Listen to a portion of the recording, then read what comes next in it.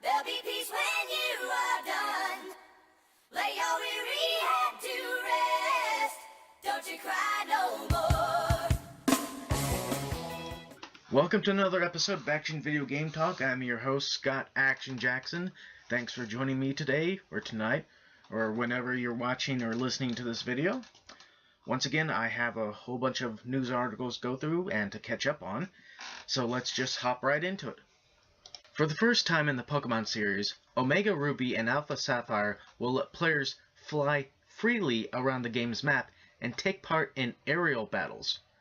This will also open new areas to players, including hidden islands and mysterious mirage spots that contain rare items and Pokemon to catch.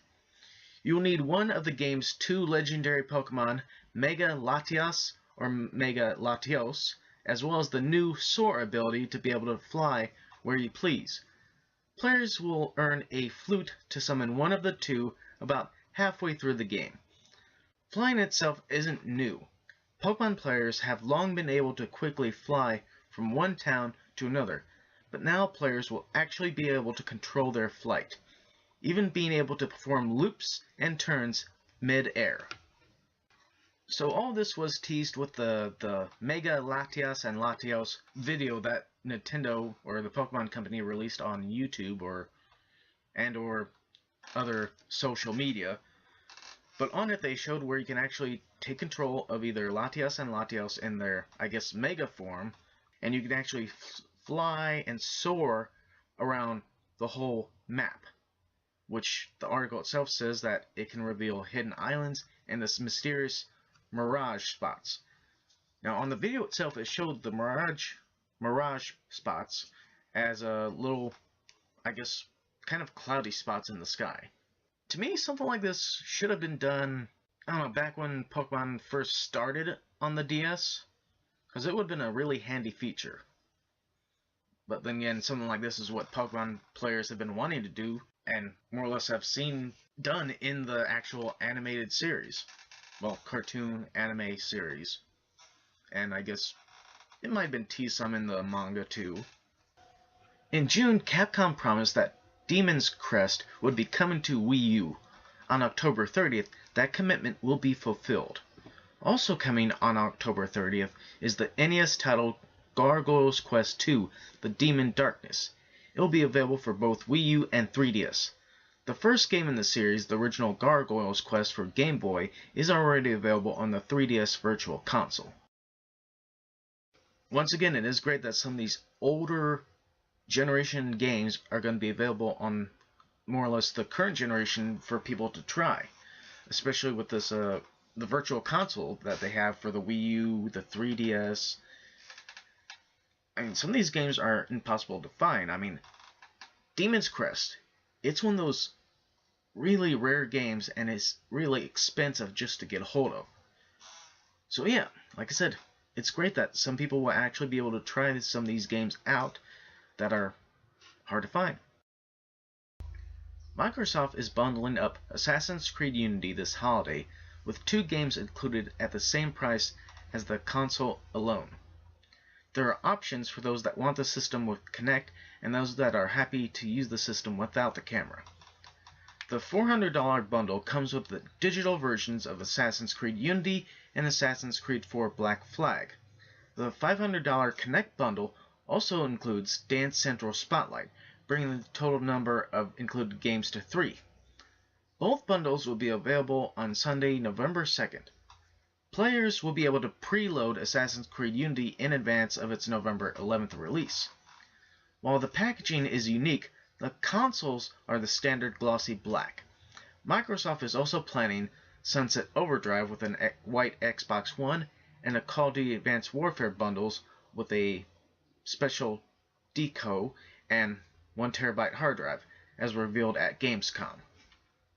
To me, this is two different ways that you can get somewhat early access to Assassin's Creed Unity for the Xbox One. Now, both of these bundles will include both Assassin's Creed Unity and Assassin's Creed 4 Black Flag, but they're all going to be digital versions. The Kinect bundle itself will include the Dance Central Spotlight, which is mostly just for the Kinect camera. and I can't really say that much as far as Dance Central concerned. I've never really tried it, but it looks kind of weird.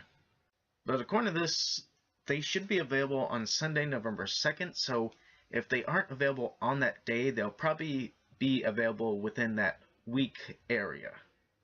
But yeah, also, Microsoft has also been planning two other Xbox One bundles. One is the Sunset Overdrive with a white Xbox One, and the other one is one for Call of Duty Advanced Warfare. That comes with a special Xbox One, I guess, decaled system, and it comes with a 1TB hard drive. Now, as far as I know, these Assassin's Creed bundles should just come with a standard 500 gigabytes, which is good when you're starting out with a system, which hopefully you're doing with these. Considering that they're coming out around early November, I wouldn't be surprised if people try and pick these up for early Christmas gifts. Assassin's Creed Rogue is coming to PC in early 2015, Ubisoft has confirmed to IGN. Ubisoft explained that Rogue is coming later than its console release date. When asked why this was, we were told it's primarily for production reasons. Naturally, the news the PlayStation 3 and 360 title will hit PC is going to fuel speculation about current-gen versions. But when asked about an Xbox One or a PlayStation 4 version of Assassin's Creed Rogue down the line, the publisher remained tight-lipped, saying, "We can't talk about this right now." As for the game's setting, Ubisoft Sofia managing director said, "All I can tell you is that we'll have a modern-day part of the game. It's yours to discover in a few weeks." Now, for those who have been watching the previous episodes, every time an article comes up with Ubisoft and Assassin's Creed, I tend to rip them a new one. And I'm afraid I'm going to do that again with this, so I do apologize, because there's going to be some profanity. But with this article, it's talking about Assassin's Creed Rogue coming to PC. Now, Assassin's Creed Rogue is the, I guess you could say, lesser of the two that's coming out, because it's going to be on PlayStation 3 and Xbox 360, while Assassin's Creed Unity is PlayStation 4 and Xbox One. So, let's see if I got this right. Rogue is coming to PC, but Ubisoft can't release any of the new Assassin's Creed for the Wii U. Are they retarded or something? Do they just have some mental issues? I mean, maybe not. I mean, they did have Assassin's Creed 3 and 4 Black Flag on the Wii U, even though Ubisoft said that Watch Dogs was supposed to be their last mature game on the Wii U, which is a bunch of bull crap right there. Because with a game like Assassin's Creed Rogue, they could put this on the Wii U. They could figure out a way to put Assassin's Creed Unity on the Wii U. See, the Wii U is supposed to be Nintendo's new generation system, yet companies like Ubisoft don't give a crap about it. They don't look at the system like that. And there's even some gamers out there, we know who you are, some gamers out there that doesn't even consider the Wii U one of the new generation systems, because it came out before the PlayStation 4 and Xbox One. And to those gamers, I give a big old FU too. New TV series based on the Resident Evil and Mortal Instruments franchises may have been revealed by German production house Constantin Films. According to Variety, the Resident Evil series will launch after the next and final film in the long-running franchise. The sixth film is currently being written with no release date, and we don't know whether there'll be any crossover in terms of cast or characters. Seeing as Constantine is also in charge of the movies, however, it's not beyond the realms of possibility. Now, this article came by way of Variety and IGN. But more or less, the company behind the movies of Resident Evil now wants to take a shot at making a TV series. The question then becomes, will the TV series be based as a sequel to the movies once they're finished? And that's assuming it is going to be finished, because the next one is supposed to be titled The Final Chapter. Or will it be something on its own, like DC and Warner Brothers is doing with their TV franchise is going to be separate from their movie franchise? And if that's the case, if they are going to try and keep it separate, are they going to be pulling more from the original source material like the video games? Or would they try to do like a whole new original story like they tried with the first Resident Evil movie? Now, previous to this article coming out, there was talks. I think another company was wanting to try and make another series based on before the first video game. It was supposed to be called, I think, Arklay. Is going to be based on the murders that took place around the Arklay Mountains prior to the first game. This might have nothing to do with it, but then again, there's a possibility it could. So, I guess the question is, or maybe what we gotta do is wait and see. Bungie may have patched out Destiny's magic loot cave, but that doesn't mean its memory doesn't remain in horrific, terrifying ways. If you travel to Skywatch to the former loot cave location, you will find a prompt to disrupt the remains. If you do so, you'll hear some scary noises and the message, "A million deaths are not enough for Master Raoul." Now, I have gone back to this loot cave on the Destiny game, the original loot cave. They did have a second loot cave, which wasn't really as strong or powerful. And I did find this, what was, I guess, remains, what looked like a bunch of singed armor and stuff, which apparently was the remnants of all the creatures that were blasted away from the loot cave from everyone shooting out constantly. And the actual message that you can actually fully hear that says, "A million deaths are not enough for Master Raoul," he's actually the person who identifies the engrams.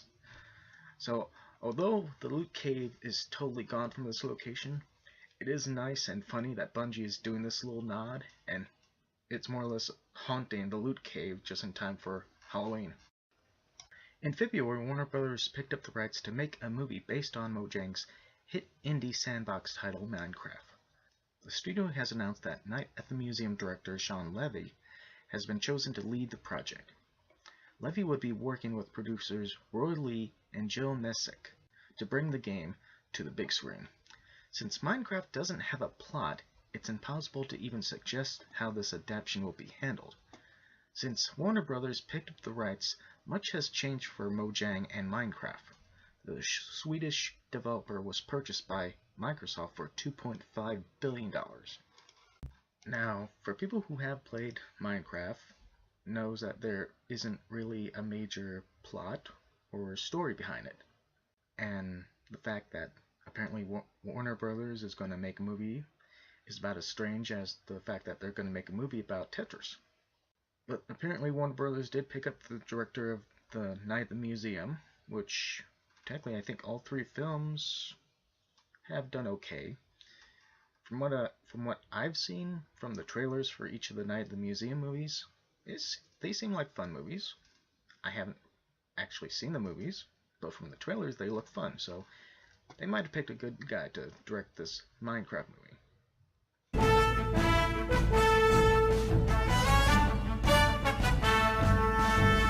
As far as this week's major new releases, we have Fantasy Life for 3DS, Pokemon Art Academy for 3DS, F1 2015 for PlayStation 3 and Xbox 360, Just Dance 2015 for PlayStation 3, PlayStation 4, Wii U, Wii, Xbox 360 and Xbox One, Need for Speed Rivals Complete Edition for PlayStation 3, PlayStation 4, Xbox 360, Xbox One, Samurai Warriors for PlayStation 3 and PlayStation 4, The Voice I Want You for PlayStation 3, Wii U, Wii, and Xbox 360, Shadow Warrior for PlayStation 4 and Xbox One, The Walking Dead Season 2 for PlayStation 4 and Xbox One, Bayonetta Double Pack with both of them for the Wii U, Fantasia Music Evolved for Xbox 360 and Xbox One. That's it for this episode of Action and Video Game Talk. Once again, thanks for joining me today, or tonight, or whenever you're watching or listening to this video. Later on, I'll have the separate clips up if you want to check those out. I'll have the link down below for the Facebook page if you want to go over there and check out any type of updates that might be going on. Now, for those of you who have been noticing, the audio is kind of weird on this episode because I'm having to use a replacement microphone. So, which hopefully won't be lasting long. Maybe 2 or 3 more episodes. Because maybe I'll get another headset that won't be this, I guess, weird. So until next time, bye.